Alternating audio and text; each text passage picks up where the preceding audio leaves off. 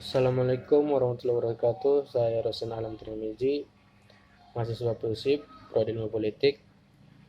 Nah, kali ini saya akan menjelaskan tentang kepemimpinan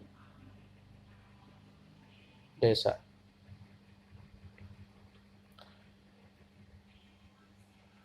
Kepala desa sebagai seorang pemimpin di lingkup desa memiliki aspek-aspek pribadi usahanya gitu dalam mewujudkan hubungan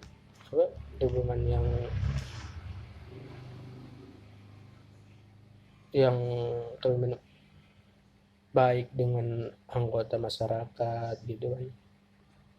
Gaya kepemimpinan merupakan norma perilaku yang digunakan oleh seseorang pada saat mencoba mempengaruhi perilaku orang lain, dan ya kesuksesan atau kegagalan suatu organisasi ditentukan oleh banyak hal, yang salah satunya adalah kepemimpinan yang berjalan dalam organisasi, kepemimpinan yang berjalan dengan organisasi tersebut. Pemimpin yang sukses adalah apabila pemimpin tersebut mampu menjadi pencipta gitu, dan penggerak bagi bawahannya dengan menciptakan suasana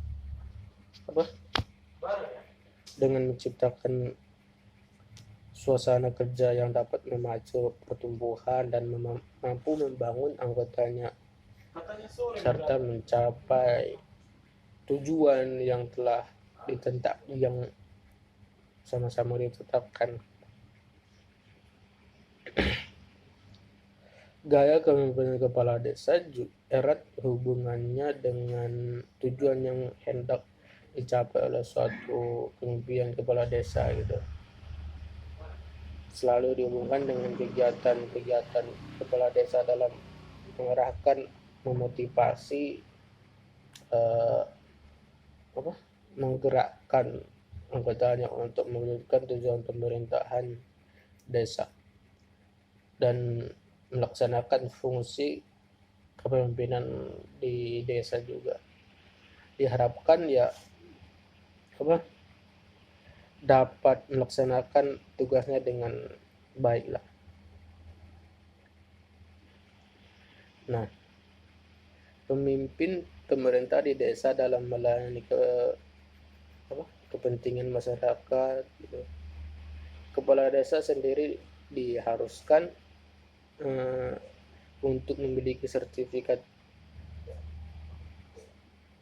berpendidikan paling rendah tamatan SLTP atau sederajat gitu. Seperti halnya kepala desa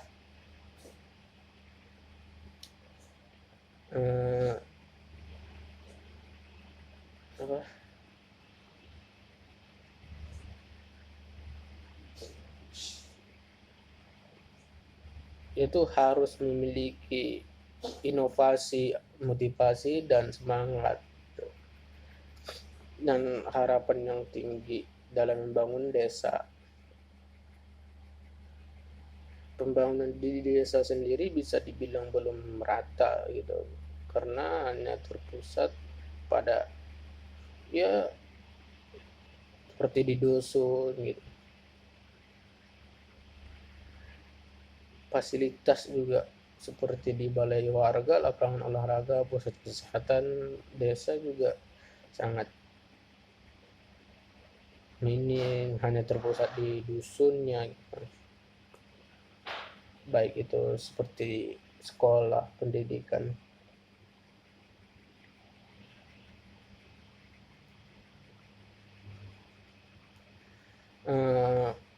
Dan menurut peraturan pemerintah Republik Indonesia nomor 72 tahun 2005 tentang desa, tugas kepala desa gitu. Pembangunan pada kemasyarakatan, di mana pada penjelasannya disebut bahwa urusan pemerintah antara lain mengatur kehidupan masyarakat sesuai dengan kewenangan desa seperti pembuatan peraturan desa, pembentukan badan usaha milik desa BUMD-nya gitu, dan kerjasama antara desa. Urusan pembangunan antara lain pemberdayaan gitu, pemberdayaan masyarakat dalam menyediakan sarana dan prasarana fasilitas umum desa seperti jalan desa, jembatan desa, dan irigasi juga, serta pasar. Urusan kemasyarakatan antara lain ya pemberdayaan masyarakat gitu, melalui pembinaan kehidupan sosial sebagai masyarakat seperti bidang kesehatan, pendidikan, dan istiadatnya, adat istiadatnya. Nah, bicara gaya kepemimpinannya ya merupakan norma perilaku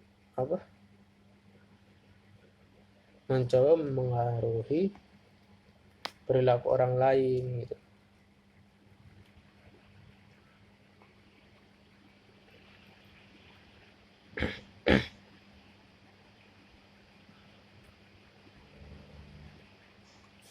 Nah, terus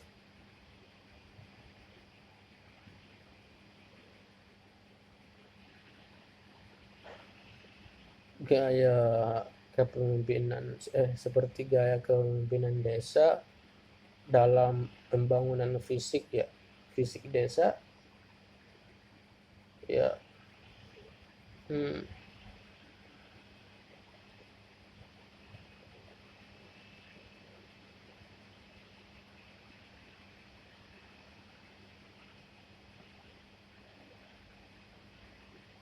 seseorang pemimpin menetapkan perannya, memberitahukan pengikut tentang apa yang harus dikerjakan, di mana, bagaimana melakukannya, dan melakukan pengawasan secara ketat pada pengikutnya gitu.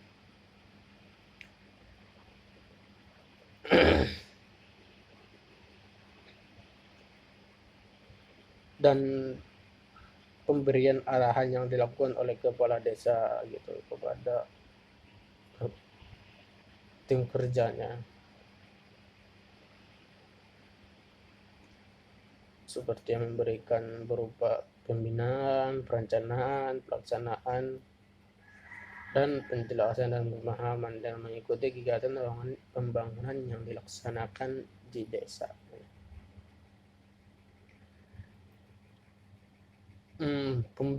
Pemberian arahan dilakukan kepada para wakil masyarakat maupun seluruh masyarakat gitu, tentang kebijakan program-program pembangunan yang akan dilaksanakan di desa, dan memberikan pengertian dan pentingnya kerjasama dalam melaksanakan kegiatan-kegiatan yang diperlukan lah, seperti rapat gitu, atau musyawarah di lingkup desa.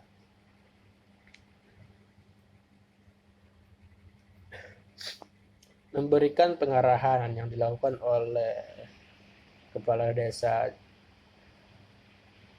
pada saat ada kegiatan pembangunan yang dilakukan oleh masyarakatnya gitu. Dengan begitu ya pemimpin menjadi lebih efektif karena kemampuan untuk melaksanakan dan kepuasan mengikutinya. Esensi ya dari situ seseorang esensinya ya seseorang pemimpin mempunyai tugas untuk membantu bawahannya dalam pencapaian tujuan atau goals gitu. Mereka uh, dan menye, dan menyediakan petunjuk atau dukungan yang diperlukan untuk memastikan bahwa tujuan-tujuan tersebut sejalan dengan tujuan kelompok atau organisasi secara keseluruhan. Jadi ya dapat kita ketahui bahwa gaya kepemimpinan kepala desa menjadi efektif karena kepala desa selalu memberi motivasi dan pengarahan serta menjadi panutan bagi masyarakat desa sehingga masyarakat desa menyukai kepala desanya itu. Dan ya, seperti halnya mendapat pendapat yang tadi saya sampaikan, kaitannya dengan pembangunan desa dapat diketahui bahwa kepala desa telah melaksanakan peranannya sebagai administrator pembangun yang salah satunya dengan gaya memberikan arahan gitu.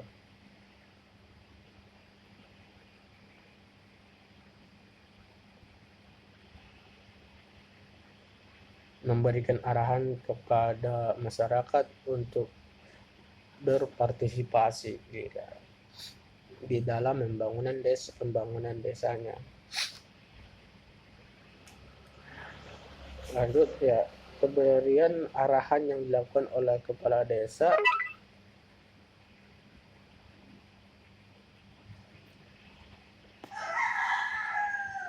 di membangun desanya berupa pembinaan, perencanaan, pelaksanaan tadi, penjelasan dan pemahaman gitu kan. Nah, mengikuti kegiatan pembangunan yang dilakukan di desa.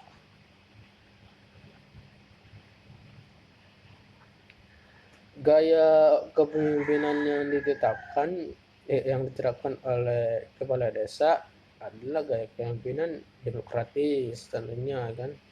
Hal ini agar dalam pembangunan desa bisa terwujud kerjasama, gotong royong atau dengan cara musyawarah dalam rangka mencapai tujuan pembangunan dan partisipasi masyarakat ikut serta dalam pembangunan desa. Karena kepala desa adalah orang yang dalam mengarahkan gitu masyarakat apabila terdapat hal-hal yang tidak sependapat, tidak sepemahaman, selalu tidak sependapat lah gitu, dimusyawarahkan terlebih dahulu lah gitu kan dengan masyarakat desa, dan bukan dari kemauan sendiri gitu. Nggak ada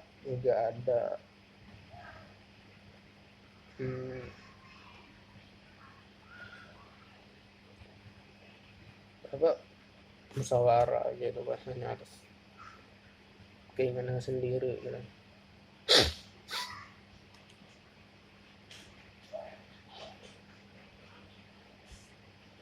Dan harusnya ya kepala desa juga menerima lah gitu, seperti kritikan, saran, pendapat dan masukan dari bawahan maupun dari warga masyarakat.